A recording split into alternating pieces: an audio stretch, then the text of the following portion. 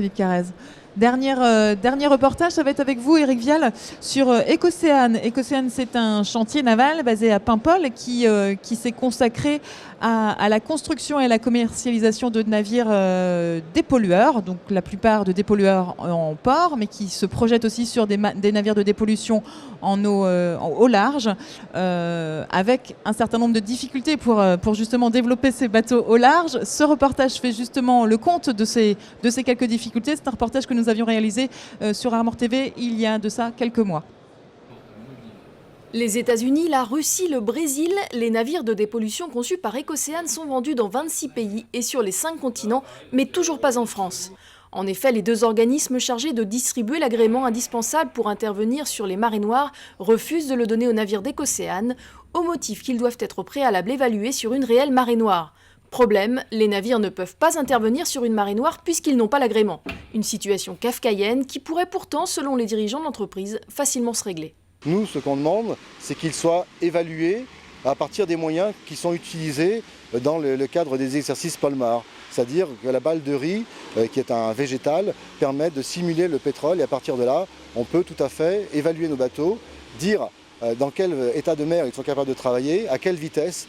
Car les navires imaginés par la petite société bretonne affichent des performances remarquables. Fini les barrages flottants ou les skimmers, les bateaux de dépollution d'Écocéane agissent comme de véritables têtes d'aspirateur. La Marine nationale notamment utilise des barrages et des skimmers. Cette solution va mélanger l'eau et le pétrole. Nous, ce que nous proposons, c'est des bateaux de dépollution qui rentrent dans la nappe de pétrole, collectent l'eau et le pétrole à l'intérieur du bateau et séparent l'eau du pétrole sans créer d'émulsion. En fait, on a un rendement qui est réaliste de 90% par rapport aux autres moyens de dépollution actuels. En France, les navires ont donc séduit dès leur conception. L'entreprise a notamment reçu le soutien du dispositif d'aide aux PME OSEO. Nous avons été soutenus dans l'innovation et la recherche en France, mais ce n'est pas en France que les bateaux sont construits.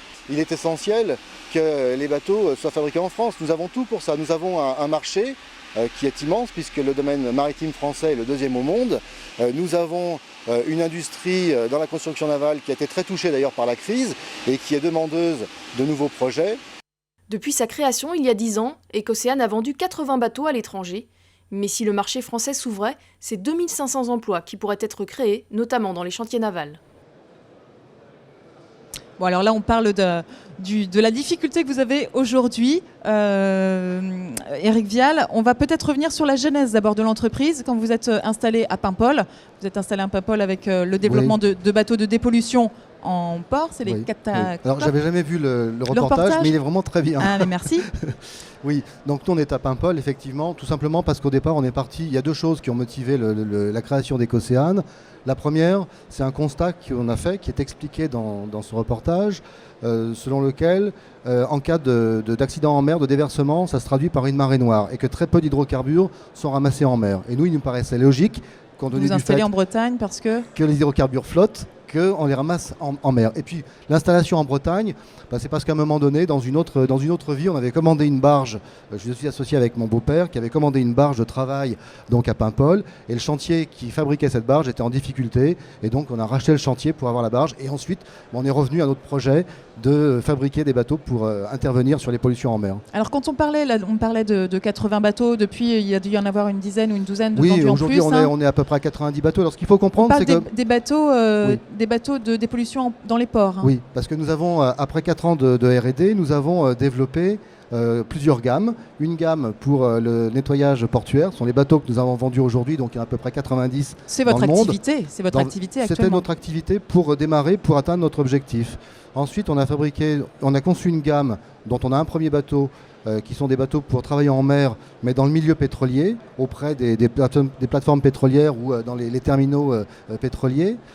Nous avons ensuite une gamme pour la veille hauturière, donc là ce sont des bateaux qui sont faits pour rester en mer.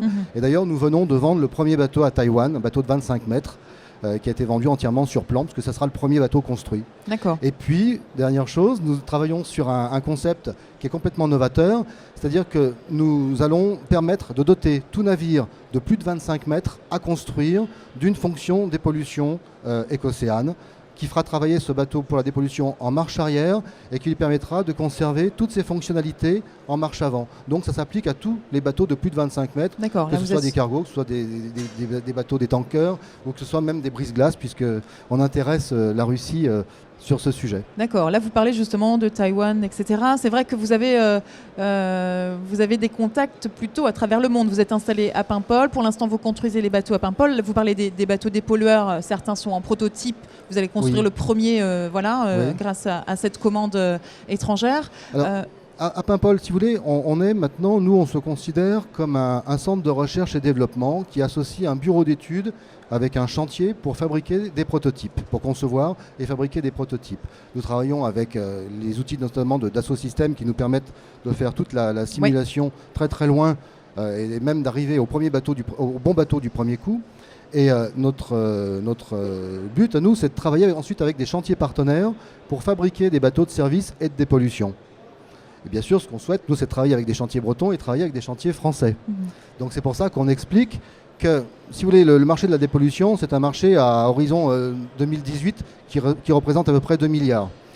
C'est 2000 bateaux pour le nettoyage portuaire, c'est 800 bateaux pour le service offshore, 150 bateaux de veille, et puis une dizaine de bateaux pour le milieu ICE, puisqu'on fabrique aussi on va fabriquer des bateaux pour protéger les côtes en zone arctique.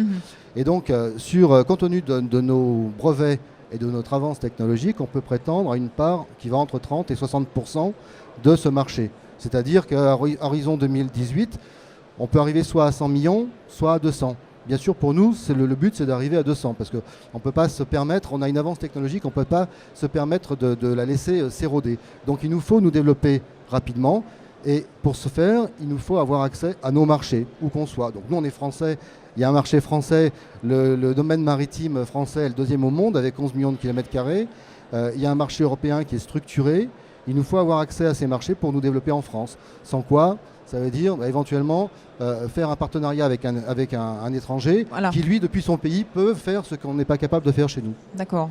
Bon, là, la question est posée. Il y a quelques voilà, vos appels sont vers le CEDRE notamment qui délivre aussi ces agréments qui permettraient de vous faire évoluer sur ces bateaux, ces constructions de bateaux. Voilà, vers les acteurs qui sont en charge de la dépollution. Il ne faut pas oublier en plus que la France est un modèle environnemental dans beaucoup de pays.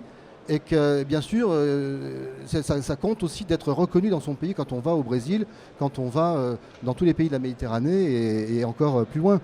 Donc, notre problème, il est à ce niveau-là. On a toujours été soutenu par toutes les instances, qu'elles soient politiques, économiques. Vous avez parlé d'Oseo dans le la recherche, l'innovation.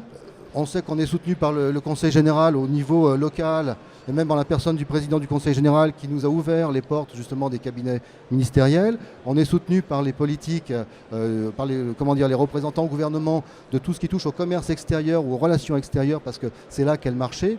Et le plus dur, c'est justement la multiplicité des acteurs dans notre domaine particulier et cette incapacité aujourd'hui à nous reconnaître, à nous agréer. Ça mettra quelques temps. Et finalement, ne pas voir le projet dans sa globalité, parce que là, il s'agit de développer une filière de bateaux de dépollution qui ne concerne pas que nous. Nous sommes en amont de cette filière, mais elle concerne tous les acteurs qui vont travailler aussi bien sur la fabrication, sur toutes les activités dont on a pu parler jusqu'à maintenant.